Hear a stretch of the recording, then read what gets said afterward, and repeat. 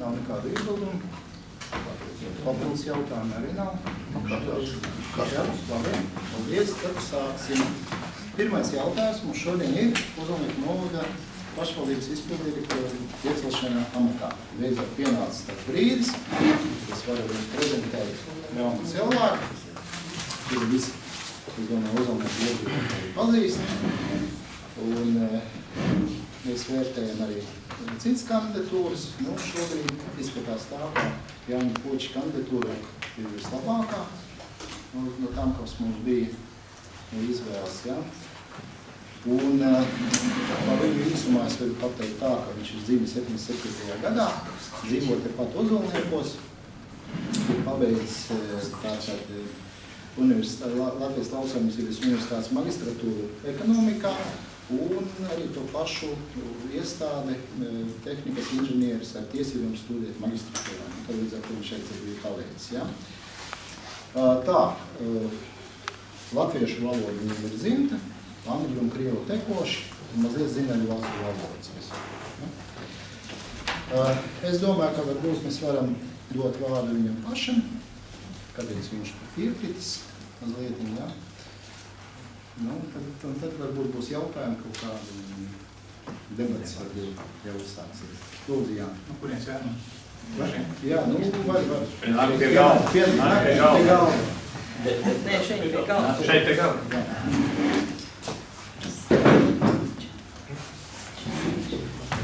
Jā, jautājums, kāpēc es piekritu, nevis pieteicos, jā, kāpēc es piekritu. Es nezinu, vai es būtu pats pieteicies to amatu, bet jo nekad nebija apdomājis sevi redzam pašvaldības valsts un tam līdzīgās iestādēs. Bet tā kā nāca piedāvājums no domes par tādu pasākumu, tad es domāju, ka tā ir zīme, ka pēc 10 gadu nostrādāšanas vienā amatā, vienā sfērā ir laiks paplašināt savus redzesloku un varam mēģināt arī tādā vietā strādāt. Un tad es šo uzaicinājumu pēc apdomu brīžu pieņēmu.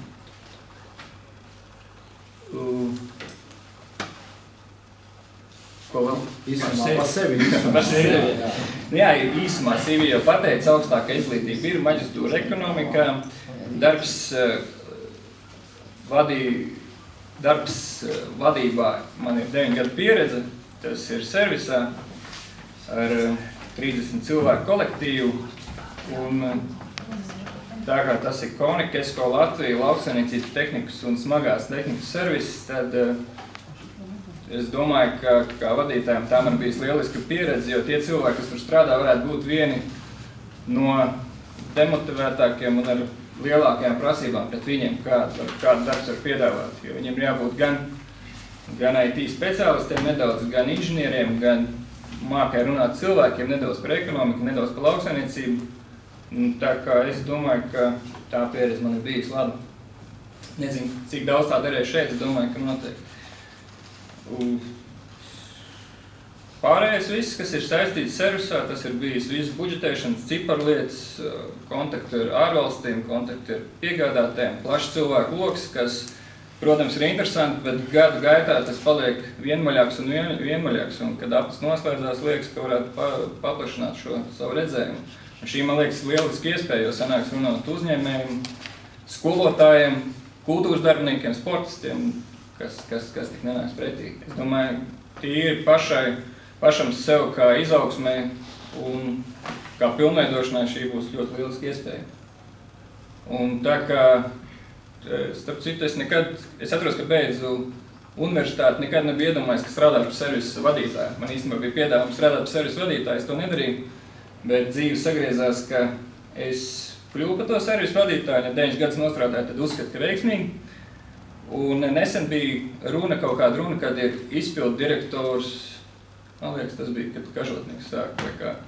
Un tad bija kaut kas teica, nu jā, negribu iet par to izpildu direktoru, to Ozolniekiem, un es domāju, pilnīgi nekādā gadījumā tam līdzīgi. Un tad vēsture atkārtojās, tad es laikam pamēģināšu šoreiz, vismaz gribu pamēģināt to, ko savā laikā uzskatīju, ka nekādīgi nedarīšu. Vēl, kāpēc esmu par sevi pārliecināts, ka visas jomas, kuras es strādāju, esmu bijis piegādes ķēdes novērtētājs kokapstrādes uzņēmumos, Tas ir FSC, nu tāda interesanta lieta, ko lielākā daļa cilvēku nezina. Tas bija veiksmīgs darbs. Tāpat šeit dažādās sfērās esmu strādājis, kas man it kā bijuši svešas, bet vienmēr esmu ielaudzies, vienmēr viss ir aizgājis, komunikācijas spējas ar cilvēkiem man ir labs, cilvēku problēmas spēja iedziļināties un tik līdz galam. Ir sevišķi pēc šī darba, kas ir lauksaimniecības tehnikas servisā, kur, ja nav rezultāta, tad nav arī, tad ir skandāls, jā. Tā kā liekas, es no savas puses, ja tas lēmums ir pozitīvs, es jūtos droši, kad varētu tikt galā ar to pasākumu. Paldies. Lūdzu, var gribu kāds uzstādīt šim deputātiem. Jā, lūdzu. Jā, mēs zinām, ka kāds daudz skats ir, viņš neteica mums Ozolnieku puika. Un man tāpat bija saskars viņa arī par darba līniju. Viņš bijuši dažādi neordinātas situācijas, tomēr viņš tiek galā visu to gan loģiski domājoši, teiksim, kas māk sakārtot tās lietas, kā tam būtu jābūt. Un es domāju, ka jābūs kārtīgs, ko dod Ozolniekos. Paldies. Jautājumu? Es varbūt arī no savas puses var pateikt, ka man arī šķiet, ka gan kandidatūra ļoti veiksmīgi, ja kāds personiski nepazīst, es arī varu rekomendēt no savas puses. Manuprāt, Jānija ļoti veiksmīgi apvienota gan pieredzi, gan veiksmīgi tāda progresīva attieksme, gan komunikācijas spējas. Kā viņš pats arī izteicās, es arī noteikti rekomendēju viņu atbalstīt un ievēlēt par izpildirektoru. Paldies. Es gribētu uzdot Jānim jautājumu. Vienmēr jau padoties saka, mums ir labs priekšnieks, vai mums ir slikts priekšnieks, vai tādā rīcībā. Ja jautātu tagad taviem bijušajiem pakļautiem darbiniekiem, kāds tu biji priekšnieks, un teiksim, jūs tās tavu pakļauto? Bija tev kāds tur? Tu, protams, neatklāsīs kāds, es neatklāsīs. Tur ir jāiet. Ne, principā ir tajā uzņēmumā, kur es strādāju, viņš ir uzņēmums, kas ir 100 cilvēku, esam 20. Tur ir dažādi veidi nominācija, labākais tirgotājs, labākais tāds, un 2 gadus man bija nominācija, nevis izvirzīs nominācija, bet vinnēja to nomināciju kā gada līderis. Tas ir īstenībā vadītāja novērtējums. Un tā kā es domāju, ka runājot par padotajiem, tad, ja tu tajā padotajā ieklausīsies, nevis liks viņam visu darīt, tikai kā ir ieklausīsies, nodrošinās viņam apstākļus to darīt, tad viņš nevar nebūt neapmierināts, ja vienīgi viņam kaut kādas ambīcijas kreisās vai kas ir. Es domāju, ka to es māku iedziļināties, vienalga, vai tas ir tas, kam vajag man pakalpojumu, vai tas, kas ir mans padotos. Ja es to nevarētu iedziļināties, tad tie cilvēki, kas pie maniem strādā tādos apstākļos, viņi jau būtu norotējuši ļoti ātri, bet rotācija bija īstenībā minimāla mūsu uzņēmumā. Paldies. Kā tu nokļuvi Ozolniekos? Tomēr pēc universitātes beigšanas. Ozolniekos es nokļuvu precību ceļā. Precīzi? Jā, un tad jā, Ozolnieki jau no kādreiz, es Jāgavā dzīvoju pie vet fakultātes, Ozolnieki jau kādreiz vienmēr likās, ka tā piepacelts ciemats īstenībā. Te bija tas sporta bāze, viss tā notikās un likās, ka ļoti, ļoti smalki. Es uz volejbolu braucu kādreiz, bet tā, ka, tā sanāca arī, ka iekļūt iekšā, jā, caur precību ceļiem.